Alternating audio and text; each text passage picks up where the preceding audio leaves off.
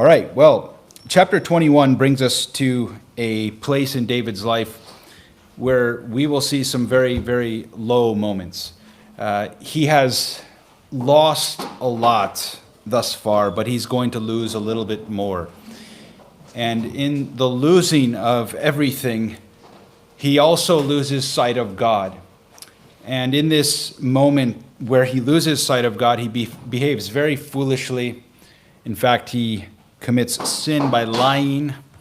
And this bears a consequence of the death of 85 souls. This, of course, stands out as a very terrible time in David's life. And that is why in the Psalms we have at least 4 Psalms written to this season in his life, where he wrote where he was there in the cave of Adullam, crying out to God, pouring out his complaint before the Lord, and asking God for mercy and help in his time of great need. And so in the loss of everything, he loses sight of God and finds himself in a cave. He finds himself in a very cold, dark, dank, lonely place. And from that place, God reroutes his life. God begins things over again, if you will. God corrects him. God sets him aright and uses him to set others aright. So then he starts to look up in that place, and he starts to gain sight again of God. He starts to gain back the faith that he once had. Of course, he never really fully lost his faith in God, but he definitely had a lapse of faith, sought to take matters in his own hands, as we're going to see in the text today. And this cost him dearly, and it will cost us dearly as well. But thanks be to God that even when we do that, he is there to restore us back into faith in him, standing true on his promises and being encouraged along the way, even when it gets hard, never losing sight of him. Lastly, we will see David today not only get his sight of God back, but then he will seek to steer the sight of others who are down and out to God once again as well. So that's going to be our time in God's word today. We're going to see how David loses everything. And in the suffering of that loss, he also loses sight of God and what the consequences of that is. Then he will be rerouted in a cave by God, and God will set him aright again, bringing back the focus that he once had on God. And in that place, he will look up, and God will encourage him. He will receive from the Lord, and then he will in turn encourage others. That's kind of the outline for today. That's kind of the focus for today of the message. So in chapter 21, we begin. And before we start reading, just one quick review. All that God has taken from David thus far. He has lost his job. We can call it a job. He served at the pleasure of the king. Remember, Saul drove David from his presence when he, on 2 separate occasions, but 3 attempts, tried to spear David to the wall. David escaped out of those attempts. And of course, then he fled to his home. But Saul didn't just let him be. He sent men after him. And then his wife let him down through a window, and he escaped from the presence of Saul's men. But then when Saul spoke to his daughter, who was David's wife, and said, "Why did you let this guy go?" she lied and betrayed her husband and said, "He was threatening to murder me, so I had to let him go, Dad." And so he lost his wife. He lost the confidence he had in his wife. So not only losing his job, he lost his wife, and as a result, he lost his home. He couldn't go back home. There was no shelter there, no sanctuary there. There was no protection, no cover there. He lost his home as well. And then we see him go to Samuel, his counselor, and he loses his counselor as well, because as he's with Samuel, no sooner does he arrive than Saul finds out David is with him, and he sends 3 waves of men after him, who all fail in apprehending David. And so Saul goes himself, and in that attempt, Saul himself fails because God causes him and all the waves of his men to prophesy almost in an uncontrollable manner, just taking over their bodies, as it were. And David and Samuel just kind of looking at the scene. It's such a spectacle. But from there, David knows he can't remain there, because Saul will just keeps sending more people to try to get him. So he flees. And that's really the last time that he's able to consult with his counselor, Samuel. So he loses his counselor. And then lastly, and I think this is where we left off. This was maybe the lowest blow yet in David's line of losses, was that he lost his best friend, Jonathan. Not that he lost Jonathan as a friend. Jonathan was still true to the friendship, but he lost Jonathan in the sense that he could no longer commune with him. He could no longer be with him. They could no longer do things together. They could no longer see each other anymore, and he had to flee. And of course, Jonathan helped David out in that instance. We recall he set the whole thing up, and he said, David, hide in the field, and I'll shoot some arrows, and depending on where they go, you'll know whether or not it's safe to come back to the kingdom or whether or not you got to flee. And of course, the message to David was, yeah, it's true. My dad wants to kill you. You need to flee. And so he fled. And now this is kind of where we pick up the story after 1 Samuel chapter 20 and him losing all that he's already lost and then finally losing Jonathan as his friend. He runs to Nob. It says in verse 1 of chapter 21, then came David to Nob, Ahimelech the priest, and Ahimelech was afraid at the meeting of David and said unto him, why are you alone? And why are there no men with you? And David said unto him, Ahimelech the priest, the king has commanded me a business, and has said unto me, let no man know anything of the business whereabout I send thee, and what I have commanded thee, and I have appointed my servants to such and such a place. That's lie number one. This is not true. David tells a bold-faced lie to the priest here. Of course, he's in complete fear of his life, and we might want to justify it. We might want to say, well, of course, David had to do what he had to do, and so he told a lie. But actually, this is so foolish. He should have been straightforward with Ahimelech from the get-go. He should have said, look, Saul's seeking my life. I need cover. I need help. And would you please give me the things that I need in order to stay protected? He should have done that. He should have given Ahimelech the choice to help him or not based on true information. Instead, he covers up everything with a lie, saying, oh, I'm only here on the king's business, as if the king and him were still on good terms, and he's just doing the king's bidding. Yeah, it was kind of a quick thing that happened, and it just happens in kingdoms. Ahimelech, I'm the king's right-hand man. I'm the guy who slew Goliath. You can trust me. So I need a few things. As the king sent me in haste, I couldn't grab the things I needed, so please supply these things for me. And so he goes there. He lies straight to a priest nonetheless. And too bad that Ahimelech didn't just suddenly in that moment turn and say, well, let me pray real quick and ask the Lord whether or not you're speaking the truth. Because I believe maybe God would have revealed it to him, and then he would have been able to call David out on his sin. But he doesn't. He takes David's word for it. So it says, now therefore, what is under thine hand? Give me 5 loaves of bread in my hand, or what there is present. And the priest said unto David, there is no common bread under my hand, but there is hallowed bread, if the young men have kept themselves at least from women. And David answered the priest, saying, of a truth, women have been kept from us these 3 days since I came out, and the vessels of the young men are holy, and the bread is in a manner common, yea, though it were sanctified this day in a vessel. So he says, yeah, we're clean, and Ahimelech, he first hesitates. He's like, I don't really have any bread to give you except the hallowed bread, and I guess you could have that, but as long as you've kept yourself pure recently, I can give it to you. And of course, this was something that the priest should not ever have done.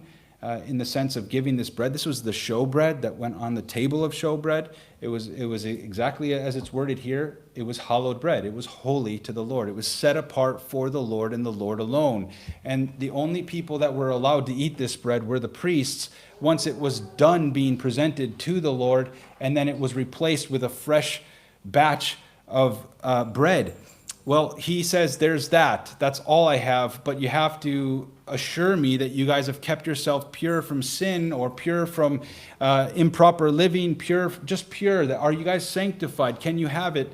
And he says, yeah, we are. And this is the second lie, because there was nobody else with David.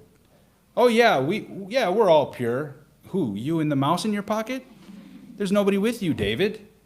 So he's acting as if, yeah, the men are just over there in the bushes, they're in hiding, but I came to kind of represent us all, and yeah, we're all pure. And so he lies again. There was no such thing that they had kept themselves pure, because nothing had ever happened except for him fleeing from the presence of Saul. So the priest gave him hallowed bread, for there was no bread there but the showbread that was taken from before the Lord, to put hot bread in the day when it was taken away. Now a certain man, now this is a very important verse here, verse 7. Now a certain man, the servants of Saul, was there that day, detained before the Lord. The Hebrew is actually uncertain what that word detained means, but anyway, he was there before the Lord, maybe just worshiping or what have you, maybe taking a day of fasting and just spending time with the Lord. I don't know. He seems to be an odd fellow to find at the house of the Lord, though, because of his behavior that we're going to see later on. And his name was Doeg, which actually means fearful. He was an Edomite, and he was the chiefest of the herdmen that belonged to Saul. This is important because of what happens in this scene. Everything that's happening in this scene is overheard by Doeg.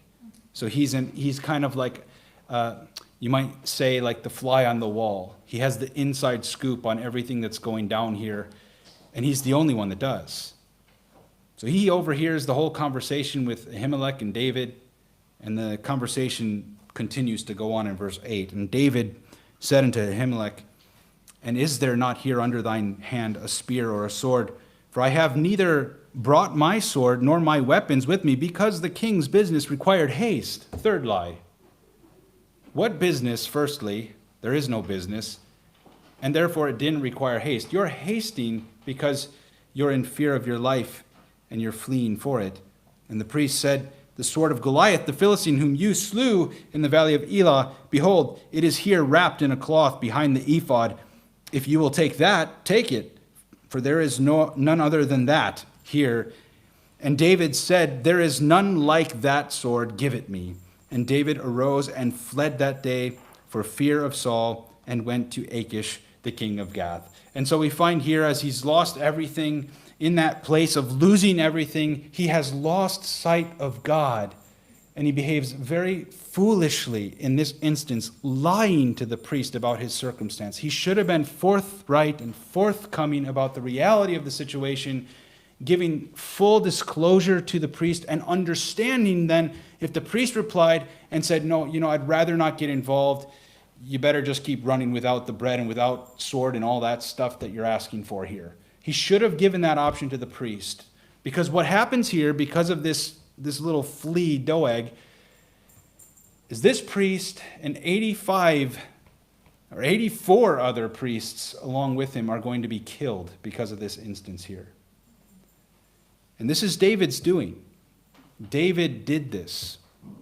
This is a very interesting, I would say maybe that's not the right term. This is a very shocking image of what can take place when we are in desperate situations and then we try to take matters into our own hands. We try to rely on our own wits, our own reasoning, our foolish ways, and even sinning to accomplish or to get the things that we think we need to accomplish or get. And it's justified in our mind because it's such a desperate situation. I must, because I don't have anything else. This is where he loses sight of God. He lost sight of God's life, God in his life, and God's promises for his life. And he didn't wait on the Lord. And this is a shocking thing, because we have other instances in Scripture where great men of God do the same thing. We can think of Abraham and Sarah, right? What came about of them relying upon the flesh, of them relying upon their own ingenuity and their own wits? What came about? Ishmael came about. No, well, Lord, we're getting old. Sarah goes up to her husband and, hey, why don't you go into Hagar, my handmaid? And, she'll bear a child, and that'll be the promised child. We'll kind of help God out along the line of his plan and getting it fulfilled, because it seems like he forgot about us. And they took matters into their own hands, and that one act of taking matters into their own hands cost them dearly.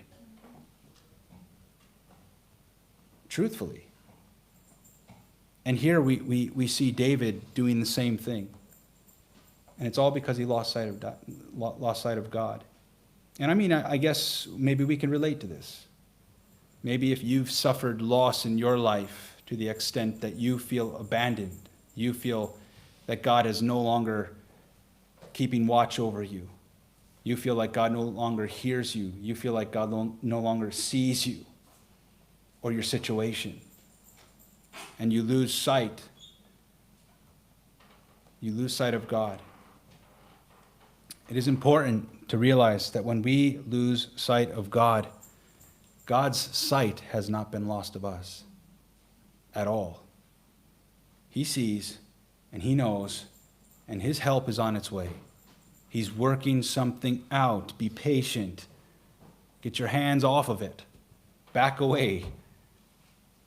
Go, find a brother or sister and start talking the thing through and praying the thing through with someone else if you feel weak and no, I need to just solve this problem and I know what to do. This is how I get out of this situation. This is how I make things better in my life.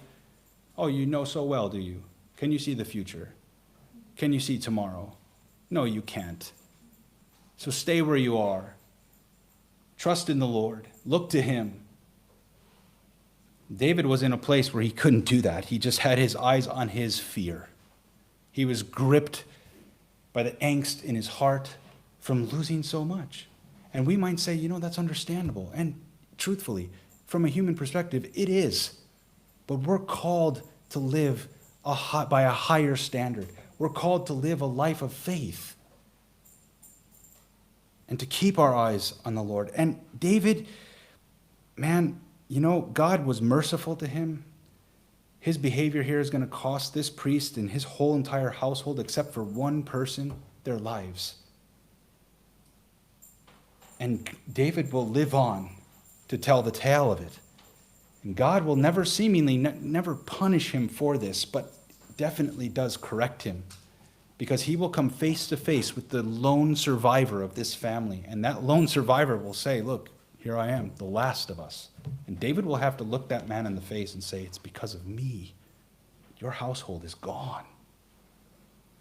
And he actually begs this man, Abiathar, stay with me now. I will take care of you. You will be safe with me. Those who seek your life also seek my life. Stay with me now. Please, at least allow me to repay you in some way. Which, of course, you could never repay somebody for that. The damage is done. All he could do is just weep from his foolishness. You can't take back time once it passes.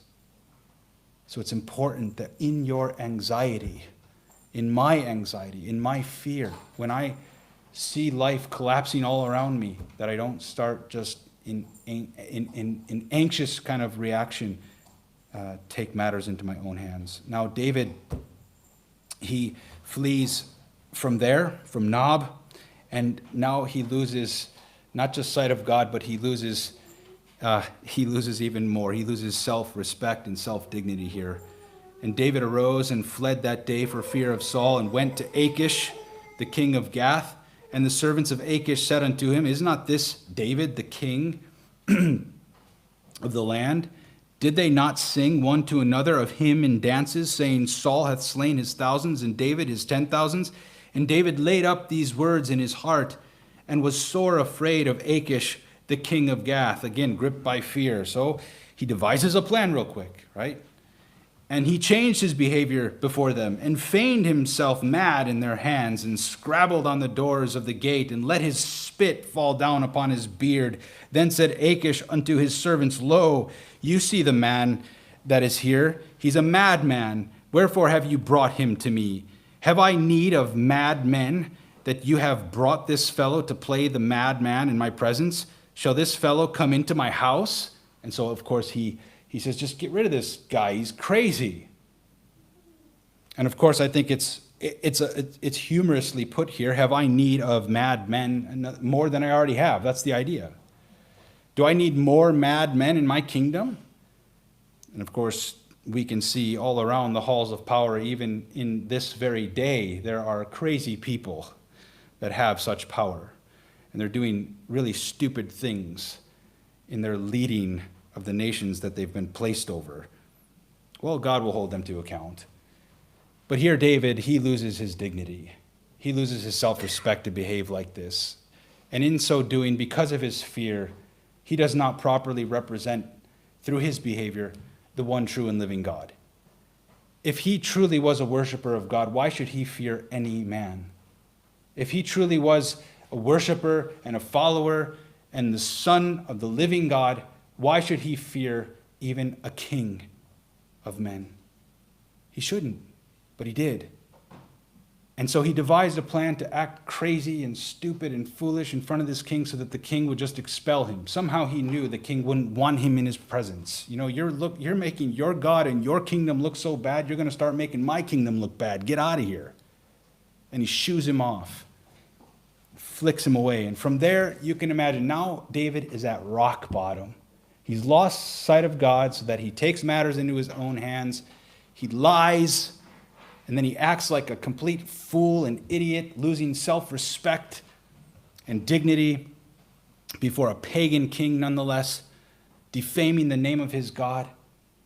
And so he flees from Achish's presence, and then it says in verse 1 of chapter 22, David therefore departed thence and escaped to the cave Adullam, and when his brethren and all his father's house heard it, they went down there to him. David runs, and he finds a cave, and there in this cave, God reroutes his life, refocuses his gaze, and lifts him up once again. You know, it's a really interesting thing how, you cannot know what a day would bring. Your health could just completely deteriorate before your eyes, or the health of a loved one. Your wealth could be just lost in a moment in the form of maybe losing a job, or maybe investments that you might have, or your house might burn down. You just don't know what a day might bring. You could lose your health, you could lose your wealth, you can lose all that is near and dear to you in a single day, even as Job did. His children completely wiped out in a single day. It's possible, and it's happened before in history. And in those moments, we mustn't do what David did here. The first thing that David should have done is just go straight to the cave. Just go to the cave, man. You're already broken, battered, beaten up. Just look up to God. Just get down into that dirty, nasty, dark, dank, cold, and lonely place and look up to God.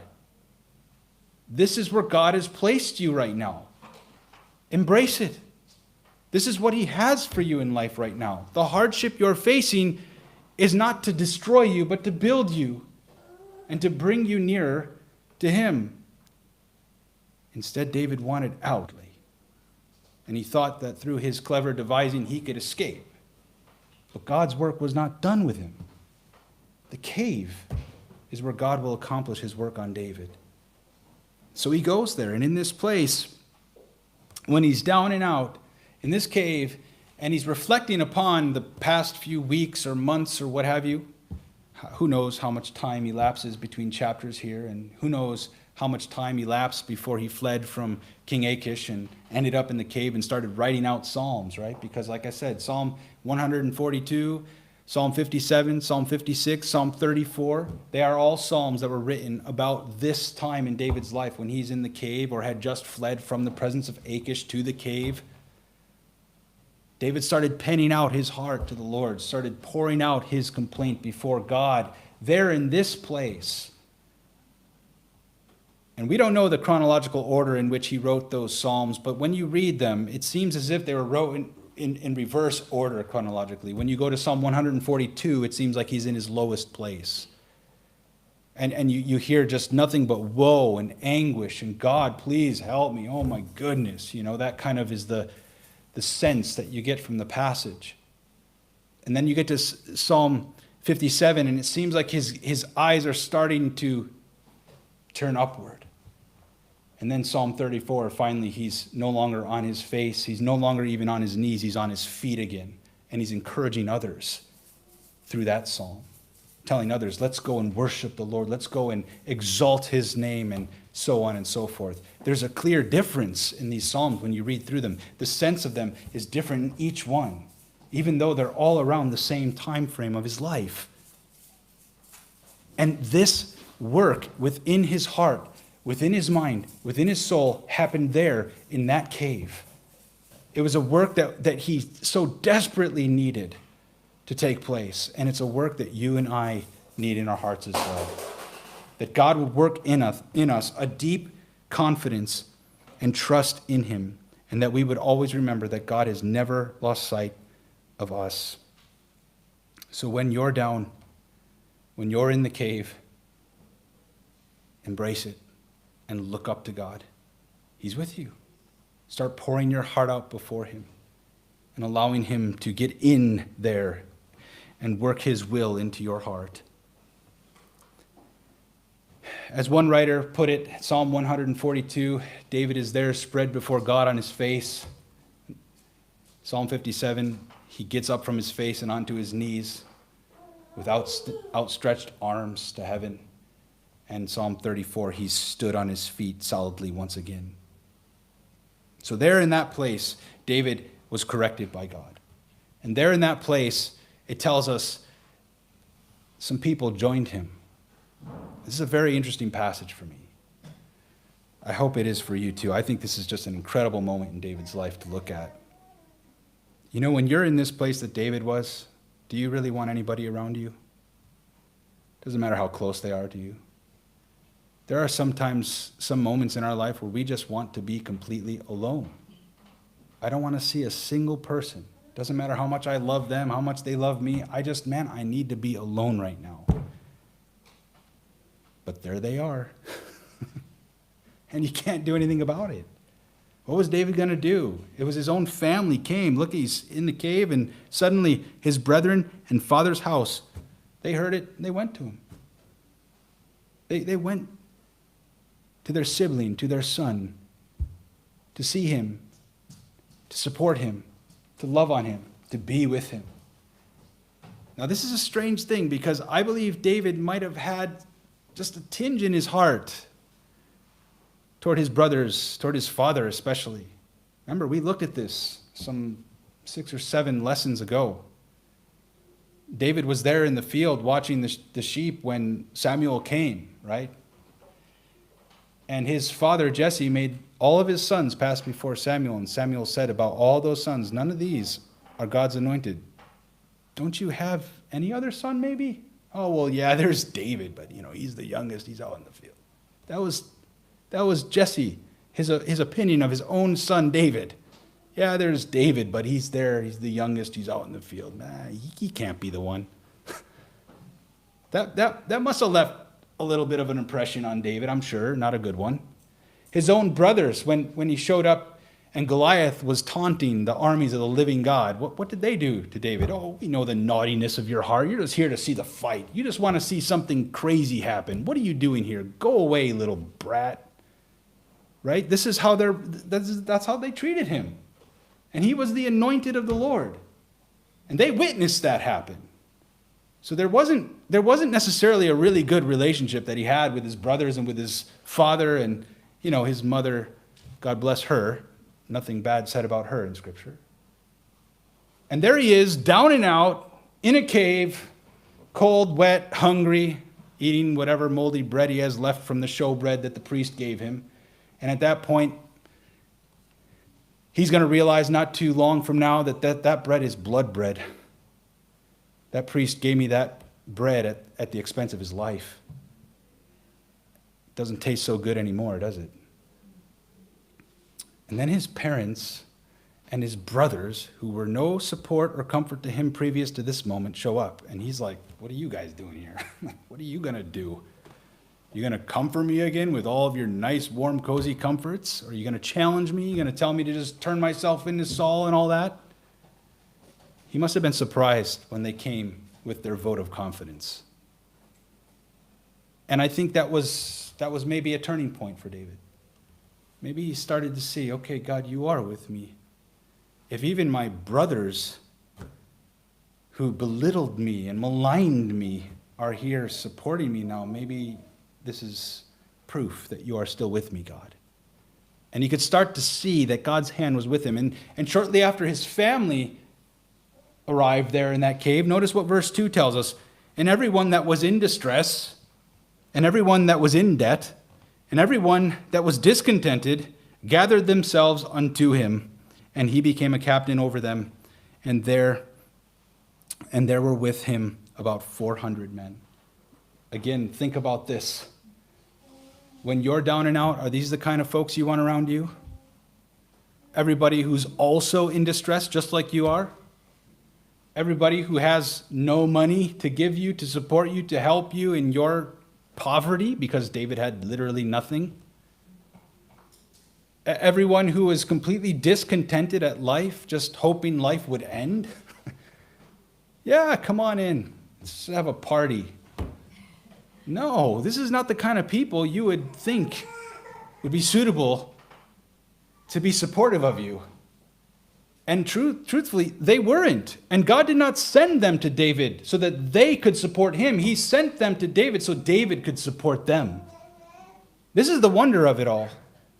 Because when you are down and out, and when you're looking constantly for someone to come alongside of you and be a friend to you and cheer you up and lift you up and help you and give you the things you need in life to make it, maybe God's bringing people to you for you to pour out your life for them, even in your low point, even in your hardship, even in all of your fear and in your anxiety and in your worries for your own needs. God is saying, just trust me.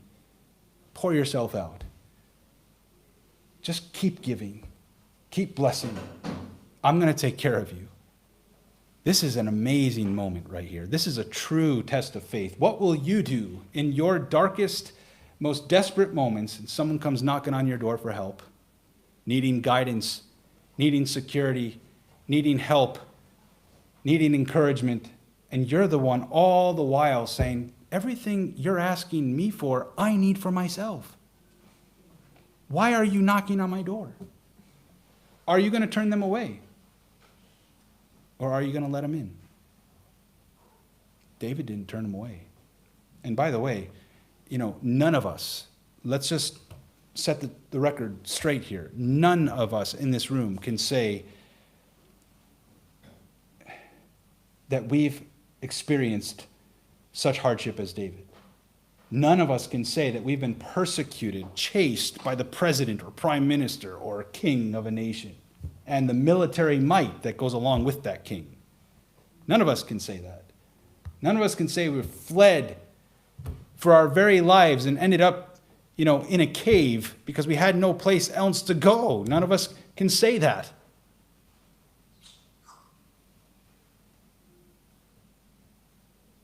And yet, even in our hardships, with all that we have, we still tend to turn people away. When David had far less than we. And by the way, I guarantee you, none of us in this room are going to have 400 people coming to your door. Now, thank God for doors, right? David didn't have a door. David didn't have windows that he could close the curtains. David didn't have a cell phone that he could just turn off or silence when it rings. There was an open cave, and there was David just writing out his Psalms, and suddenly his brothers and dad and mom are there, and suddenly 400 people, and he's like, what in the world, Lord? Really? Really, God? Honestly, Lord, I need you to help me, please. But David just embraced it. He said, God, I've blown it. I've lost so much. And in my loss, I've lost sight of you. Lord, please give me sight of you again. This is somehow you helping me helping others. Me helping others is somehow you helping me, Lord. You sent this person, these people to me, so please help me to help them, Lord. Help me to deny myself. Help me to put my needs to the side right now and to really be a captain over them. And that's exactly what the scriptures say David became, a captain over all of these people. Now, what does it mean to be in distress? It does not necessarily mean that they were only in panic, but that they were under extreme amounts of strain and pressure because of life circumstances. We can relate to that.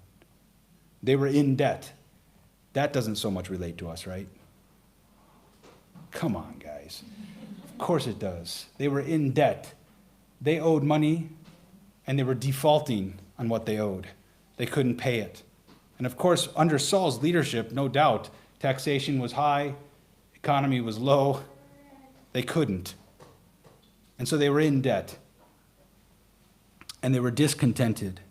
They were literally in bitterness of soul. In other words, all of these people were malcontents when it came to life. These people were dissatisfied. And usually dissatisfied people do what? Exactly. Hit it on the head. They complain. They complain. They make trouble.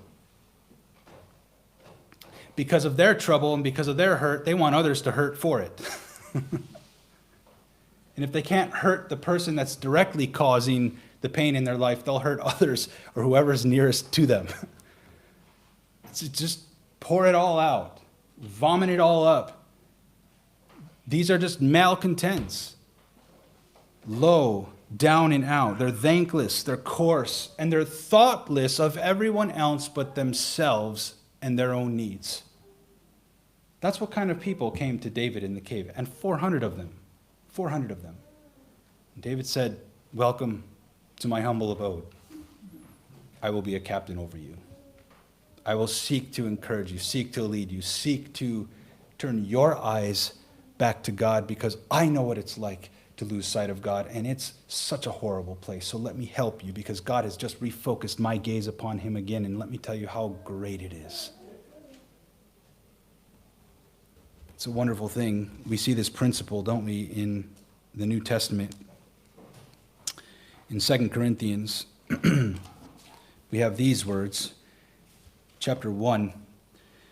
"Blessed be God, even the Father of our Lord Jesus Christ, the Father of mercies and the God of all comfort, who comforts us in our tribulation, that we may be able to comfort them which are in any trouble, by the comfort wherewith we ourselves are comforted of God." This is a biblical principle. You are to take that comfort that God has comforted you with and comfort others with it.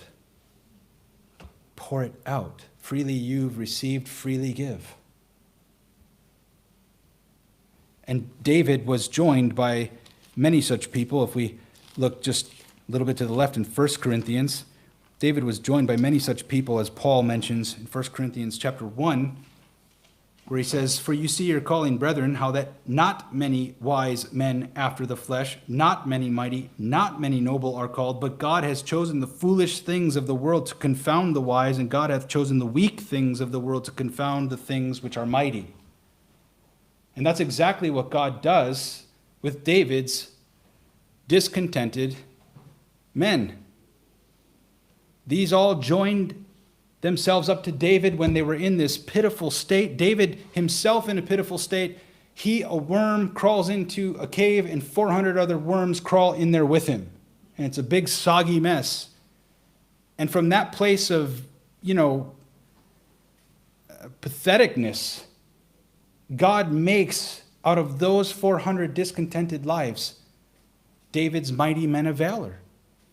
These will be the ones that will lead the greatest military that Israel has ever known to exist in its history. These will become those men.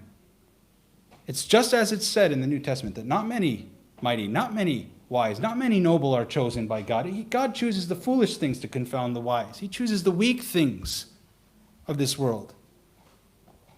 Some of us, we limit God's work in our life because all we do is see our inadequacies and our inabilities. So, I'm nobody, I'm nothing, and because of all my trouble in life, what can God do with me? Look, you're the perfect candidate for God to use, because he loves using weak things for his glory. Because in that case, there can be no boasting. I mean, who could ever boast? Who could ever, of these 400 men, turn around later on down the line and say, "Oh, I'm such a mighty man of valor, and I'm so great, all the training that I did and all the..." Nothing like that could ever be said. They went to David as nothings. And under David's leadership, they became somethings. And of course, we see really interestingly a picture of our Lord in David here. As David became a captain over them, so Jesus is the captain of our salvation. We go to him in our weakness. We go to him in our putrid states, and he cleans us up, and he makes us usable in his hands, and he uses us for mighty causes, and he gets all the glory. It's a wonderful thing. So this is what happens. David receives these people into his life and into his cave, and he says, let's be miserable together, and let's see how God will work this thing out. And they do that. They do just that. They wait on God in this cave together. And in Psalm 34, we can kind of close with this. Psalm 34. It's interesting as we read this psalm, because this is, like I said, this is one of those psalms where David, right after he flees from King Achish, he writes this psalm at some point. I'm not sure exactly how many days or whatever time went by, so please don't get too specific about the timeline. But at some point after his meeting with Achish, he writes this psalm, and he says, I will bless the Lord at all times. His praise shall continually be in my mouth.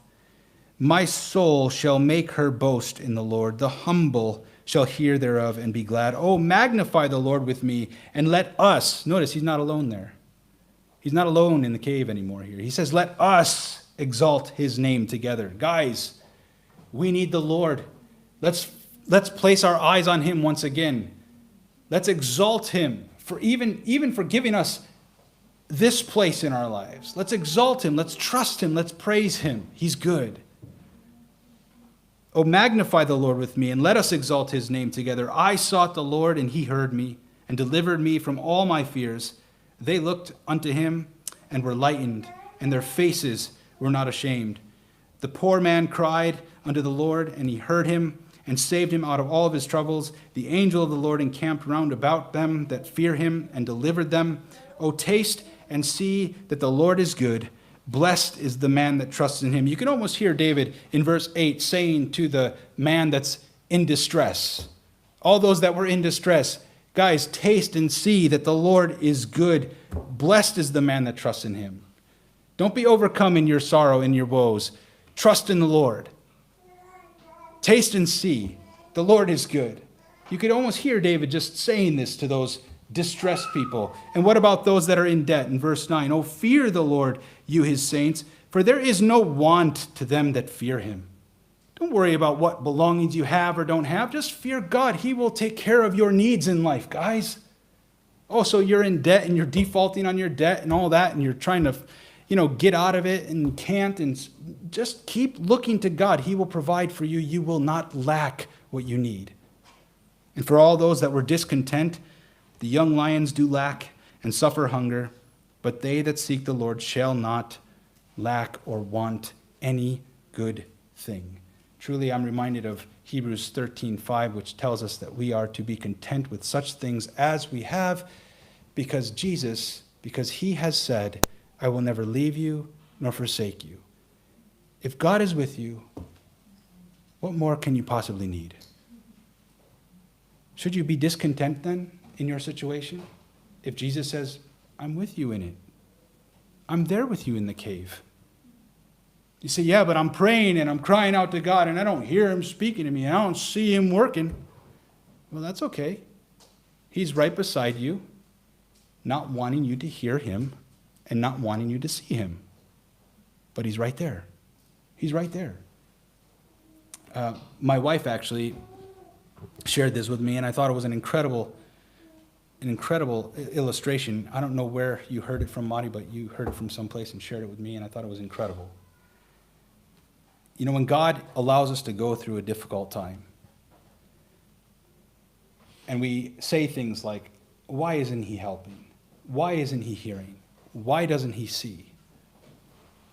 We can easily illustrate that circumstance by remembering our days back in school when the teacher would walk by our desk and place on each desk a test.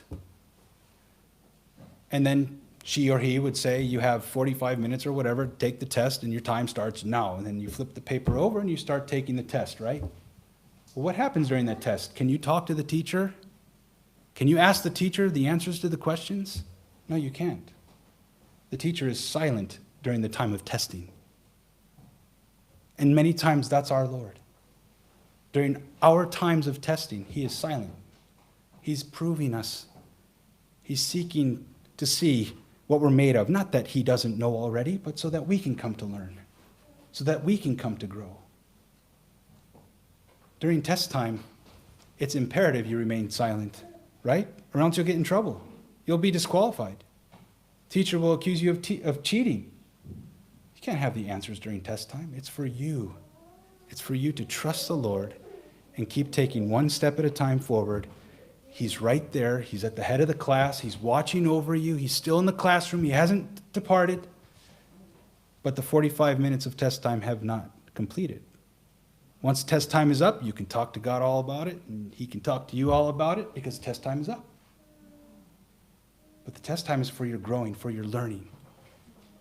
The challenge is for us to remain faithful in being people full of faith in our God. David, he lost his way here a little bit, but God brought him back.